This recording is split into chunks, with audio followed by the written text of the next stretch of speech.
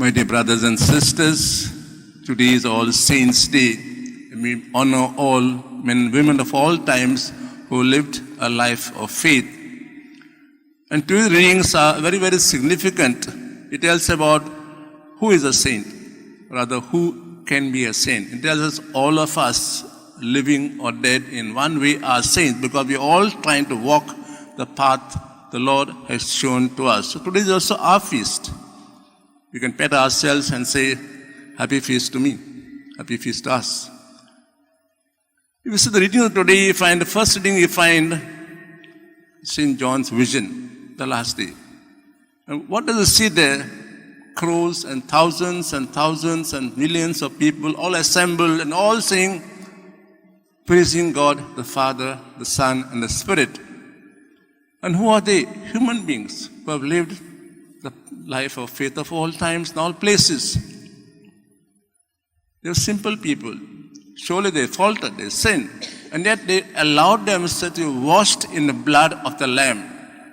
When they realized they had gone astray, not taking the path shown by God, they came back and allowed to be purified by the blood of the Lamb. And therefore, God has blessed them and given a place with them in heaven. What's the path given to us to achieve holiness or to be called a saint? The path is shown to us in the gospel passage. A difficult path, but all of us can live the path. If you look at the path shown by the world and the path shown to us in the gospel is totally opposite. They're two poles apart. In the world, we people long for pride, for honor, for wealth, prestige, accumulation, and more. Peaceful life.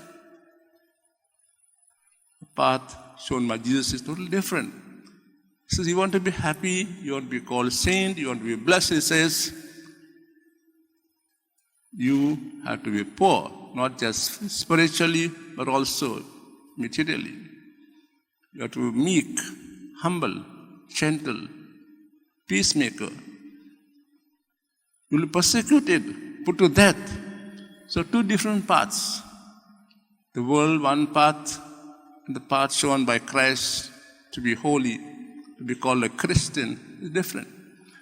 And when you see the life of all the saints, they follow the second path. They were persecuted, they lived simple lives, and therefore the Lord has said, come to me, enjoy my presence forever. Let's take a life of some saints just to show the paths. We know, of course, of St. Xavier, the path he chose. Or you can take another saint who traveled distances and preached the faith, did great wonders. We can take the other path who just remained at home in their convents, in the houses, and lived pure life. Yesterday we had a feast of St. Alphonsus Rodriguez, a Jesuit, who spent 40 years and more of his life doing a porter's job of a doorkeeper in a Jesuit college. His work was to welcome the guests who came, and you say, God, I'm coming. You will see in everyone the face of God. Or take the example of St. Avila or Lisieux. They spent all their life in the convent. They didn't go out like Xavier to preach. And yet, they lived holy lives. Lives shown to us in the Gospels. Gentleness, humility, kindness, acceptance of all their faults, and maybe obedience, which caused them a lot of pain. And yet, they lived their life. And yet, all of them were joyful, happy in living the path shown by Christ. Somebody has said, sadness is a disease, is a weapon that burrows the heart and destroys joys in our life. Maybe you could ask ourselves today, as we celebrate this feast of all the saints, what path are we living?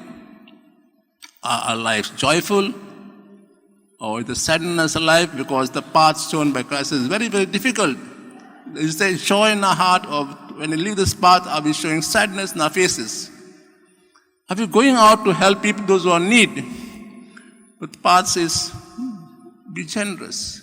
St. John tells us in the letter, the path is path of love. Love of God, love for neighbor. So what path are we taking? Every time as we celebrate our feast of all the saints, of all our family members are with God, look at their lives.